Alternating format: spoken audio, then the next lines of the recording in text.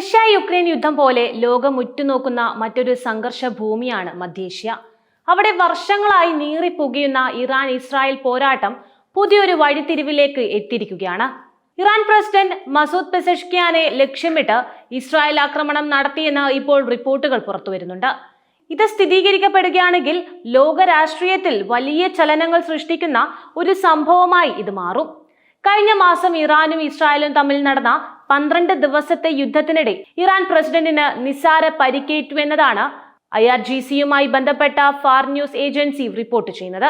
സംഘർഷം ആരംഭിച്ച് 4ാം ദിവസമായ ജൂൺ 16-ന് ഇറാൻ സുപ്രീം ദേശീയ സുരക്ഷാ കൗൺസിലിന്റെ യോഗത്തിൽ പങ്കെടുക്കുകയായിരുന്നു പെസഷ്കിയാൻ.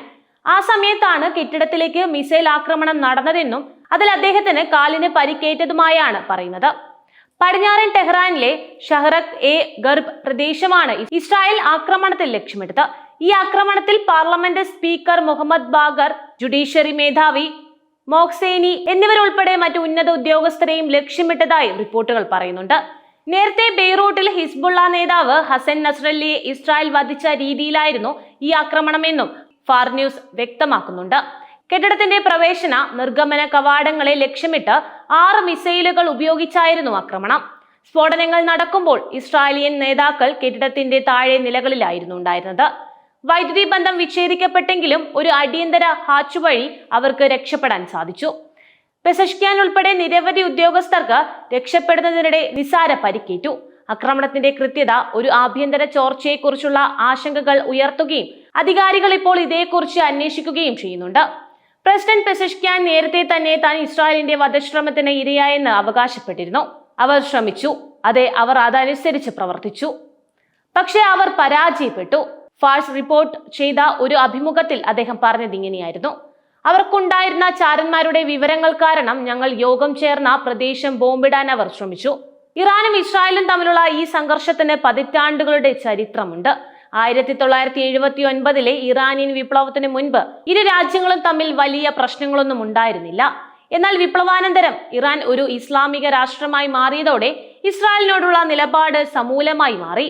ഇസ്രായേലിനെ അംഗീകരിക്കാൻ ഇറാൻ വിസമ്മതിക്കുകയും പലസ്തീൻ ജനതയുടെ അവകാശങ്ങളെ പിന്തുണയ്ക്കുകയും ചെയ്തു.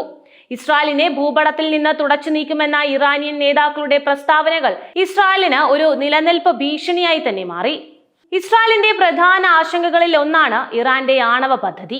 ഇറാൻ ആണവായുധങ്ങൾ നിർമ്മിക്കാൻ ശ്രമിക്കുന്നുവെന്ന് ഇസ്രായേൽ നിരന്തരം ആരോപിക്കുന്നുണ്ട്. ഇത് തങ്ങളുടെ നിലനിൽപ്പിന് ഭീഷണിയാണെന്ന് അവർ വാദിക്കുന്നു. ഈ ഭീഷണി തടയാൻ ഇറാനിലെ ആണവ കേന്ദ്രങ്ങളെയും ശാസ്ത്രജ്ഞരെയും ലക്ഷ്യമിട്ട് ഇസ്രായേൽ രഹസ്യ ഓപ്പറേഷനുകൾ നടത്തിയതായി നിരവധി റിപ്പോർട്ടുകളുമുണ്ട്. ഇറാൻ സൈനിക ആണവ ശാസ്ത്രജ്ഞരുടെ കൊലപാതകങ്ങളും സൈബർ ആക്രമണങ്ങളും ഇതിന്റെ ഭാഗമായി വിലയിരുത്തപ്പെടുന്നു. സിറിയ, ലെബനൻ, ഗാസ എന്നിവിടങ്ങളിൽ ഹിസ്ബുള്ള, ഹമാസ് പോലുള്ള പ്രോക്സി ഗ്രൂപ്പുകളിലൂടെ ഇരു രാജ്യങ്ങളും തമ്മിലുള്ള പരോക്ഷ യുദ്ധം പതിറ്റാണ്ടുകളായി തുടരുകയാണ്. ഈ പ്രോക്സി ഗ്രൂപ്പുകൾക്ക് ഇറാൻ ആയുധങ്ങളും സാമ്പത്തിക സഹായങ്ങളും നൽകുന്നുവെന്ന് ഇസ്രായേൽ ആരോപിക്കുന്നുമുണ്ട്. കഴിഞ്ഞ കുറച്ചു കാലമായി ഈ നിഴൽ യുദ്ധം കൂടുതൽ നേരിട്ടുള്ള സംഘർഷങ്ങളിലേക്ക് വഴിമാറിയിട്ടുണ്ട്.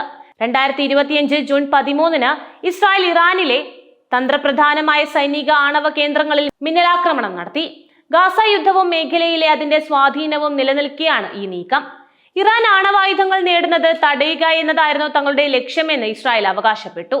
അമേരിക്ക, ബ്രിട്ടൻ, ഫ്രാൻസ്, ജർമ്മനി എന്നീ രാജ്യങ്ങൾ ചേർന്ന് തയ്യാറാക്കിയ പ്രമേയം ജൂൺ 12-ന് IAEA-ൽ നിന്ന് പാസാക്കിയിരുന്നു. ഇത് ഇറാൻ ആണവ ബാധ്യതകൾ പാലിക്കുന്നില്ലെന്ന് പ്രഖ്യാപിച്ചു. ഇതിന് തൊട്ടടുത്ത ദിവസമാണ് ഇസ്രായേലിന്റെ ആക്രമണം ആരംഭിക്കുന്നത്. ജൂൺ 13-ന് പുലർച്ചെ ഇസ്രായേൽ പ്രതിരോധ സേന ഇറാനിലെ ഡസൻ കണക്കിന് ആണവ കേന്ദ്രങ്ങളിലും സൈനിക താവളങ്ങളിലും നിർണായക ഇൻഫ്രാസ്ട്രക്ചർ സ്ഥാപനങ്ങളിലും ഉന്നത സൈനിക കമാൻഡർമാരെയും ലക്ഷ്യമിട്ട് ആക്രമണം നടത്തി. രാവിലെ 6:30ഓടെ ഇസ്രായേൽ വ്യോമസേന 200-ലധികം ഫ്ലൈറ്റ് ജെറ്റുകൾ ഉപയോഗിച്ച് 330-ലധികം വെടിമരുന്ന് വർഷിച്ച് 100ഓളം ലക്ഷ്യങ്ങളിൽ 5 തരം വ്യോമാക്രമണങ്ങൾ നടത്തി. നദാൻസ് ആണവ നിലയവും ഇറാന്റെ ആണവ പദ്ധതിയുടെ മറ്റ് അടിസ്ഥാന സൗകര്യങ്ങളും ഇസ്രായേൽ ലക്ഷ്യമിട്ടു. ഈ വ്യോമാക്രമണങ്ങളുടെ ഫലമായി ആണവ അപകടങ്ങളൊന്നും ഉണ്ടായിട്ടില്ല എന്നും റിപ്പോർട്ടുകളുണ്ട്. അതേസമയം മൊസാദ് ഓപ്പറേറ്റീവുകളും കമാൻഡോ സേനയും ചേർന്ന് ഇറാന്റെ വ്യോമ പ്രതിരോധ സംവിധാനങ്ങളും മിസൈൽ ഇൻഫ്രാസ്ട്രക്ചറും തകർത്തു.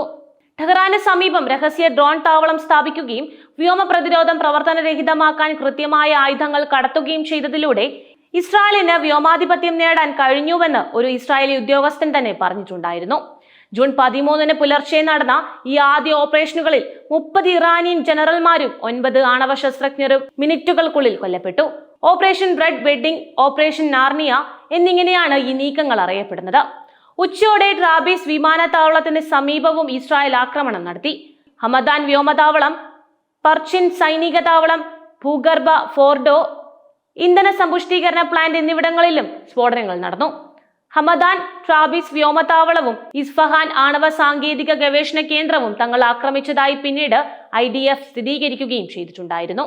ഇറാനിയൻ മാധ്യമങ്ങൾ റിപ്പോർട്ട് ചെയ്തത് ഇസ്രായേലിന്റെ 2 ഫൈറ്റർ ജെറ്റുകൾ ഇറാനിയൻ വ്യോമാതിർത്തിയിൽ വെടിവെച്ച് വീഴ്ത്തുകയും ഒരു വനിതാ പൈലറ്റിനെ പിടികൂടുകയും ചെയ്തു എന്നാണ്. എന്നാൽ ഇത് IDF നിഷേധിക്കുകയാണ് ചെയ്തത്.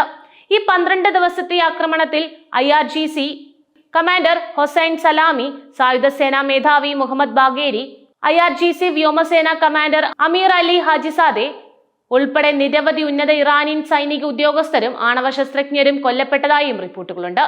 ഇസ്രായേലിലെ നാശനഷ്ടങ്ങളെക്കുറിച്ചും റിപ്പോർട്ടുകൾ പുറത്തു വന്നിട്ടുണ്ട്. ഇറാൻ വിക്ഷേപിച്ച 500-ലധികം ബാലിസ്റ്റിക് മിസൈലുകളും 1100-ഓളം ഡ്രോണുകളും ഇസ്രായേൽ 28 പേരുടെ മരണത്തിനും 3000-ലധികം പേർക്ക് പരിക്കേൽക്കാനും കാരണമായി.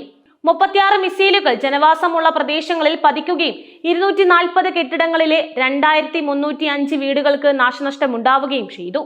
2 സർവകലാശാലകൾക്കും ഒരു ആശുപത്രിക്കും കേടുപാടുകൾ സംഭവിച്ചു. 13,000-ലധികം ഇസ്രായേലികൾക്ക് വീട് നഷ്ടമായി. ജൂൺ 25 ഇറാനിലേക്ക് വ്യോമാക്രമണം നടത്താൻ പോകുന്ന ഇസ്രായേലി വ്യോമസേനയുടെ F-15 യുദ്ധവിമാനത്തിന്റെ ചിത്രം പുറത്തുവിട്ടു. എന്നാൽ ഇറാന് മുകളിൽ വെച്ച് ഇസ്രായേലിന്റെ ഒരു F-15 യുദ്ധവിമാനത്തിന് ഇന്ധന ടാങ്കിന് തകരാർ സംഭവിച്ചെന്നും അടിയന്തര ലാൻഡിംഗ് ഒഴിവാക്കിയെന്നും ചാനൽ 12 റിപ്പോർട്ട് ചെയ്തു. 12 ദിവസത്തെ യുദ്ധം ആരംഭിക്കുന്നതിന് മുൻപ് ആദ്യ 72 മണിക്കൂറിൽ 10 ഇസ്രായേലി വിമാനങ്ങൾ തകർന്നു വീഴാമെന്ന് ഇസ്രായേൽ വ്യോമസേന കമാൻഡർ ടോമർ ബാർ ആഭ്യന്തര ഫോറങ്ങളിൽ ഒരു എസ്റ്റിമേറ്റ് അവതരിപ്പിച്ചിരുന്നതായും ചാനലുകൾ പറയുന്നുണ്ട്. ഇപ്പോൾ ഇറാൻ പ്രസിഡന്റിന് നേർക്ക് നടന്ന ഈ ആക്രമണം ഈ മേഖലയിലെ സംഘർഷങ്ങൾ പുതിയ തലത്തിലേക്ക് എത്തിക്കുമോ എന്ന ആശങ്ക ഉയർത്തുന്നുണ്ട്. ഇസ്രായേൽ തങ്ങളെ ആക്രമിക്കാൻ ശക്തികളെ ഉപയോഗിച്ചുവെന്ന് ഇറാനിയൻ ഉദ്യോഗസ്ഥർ ആരോപിക്കുന്നത് ഈ സംഘർഷത്തിന് ഒരു പുതിയ മാനവും നൽകുന്നുണ്ട്. ഇസ്രായേൽ പ്രധാനമന്ത്രി നെതന്യാഹുവിനെ ജിന്ന് തന്ത്രങ്ങൾ ഉപയോഗിച്ചുവെന്ന് അവർ കുറ്റപ്പെടുത്തുന്നു. ടെഹ്റാനിലെ തെരുവുകളിൽ യഹൂദ ചിഹ്നങ്ങളുള്ള തകിടുകൾ കണ്ടെത്തിയെന്നും ഇസ്രായേൽ ജിന്നുകളെ ഉപയോഗിക്കുന്നതിന്റെ തെളിവാണിതെന്നും ചില ഇറാനിയൻ ഉദ്യോഗസ്ഥർ പറയുന്നുണ്ട്. ഇത് ഈ പോരാട്ടം വെറും സൈനികമായൊന്നല്ല, മറിച്ച് വിശ്വാസപരവും ഒരുപക്ഷെ അജ്ഞാതവുമായ മേഖലകളിലേക്ക് കടന്നു ചെന്നേക്കാവുന്ന ഒന്നാണ് എന്ന സൂചനയും നൽകുന്നുണ്ട്. ഈ സംഭവ വികാസങ്ങൾ മധ്യേഷ്യൻ മേഖലയിൽ കൂടുതൽ അസ്ഥിരത ഉണ്ടാക്കുമോ? ഇറാനും ഇസ്രായേലും തമ്മിലുള്ള ഒരു നിഴൽ യുദ്ധം ഒരു സമ്പൂർണ്ണ യുദ്ധത്തിലേക്ക് വഴിമാറുമോ? ആണവ കേന്ദ്രങ്ങൾക്കും സൈനിക കമാൻഡർമാർക്കും നേരെയുള്ള നേരിട്ടുള്ള ആക്രമണങ്ങൾ എങ്ങനെയാണ് അന്താരാഷ്ട്ര ബന്ധങ്ങളെ ബാധിക്കുക? ലോകരാജ്യങ്ങൾ ഈ വിഷയത്തിൽ എങ്ങനെ പ്രതികരിക്കും? കാത്തിരുന്ന് കാണേണ്ടിയിരിക്കുന്നു എല്ലാം.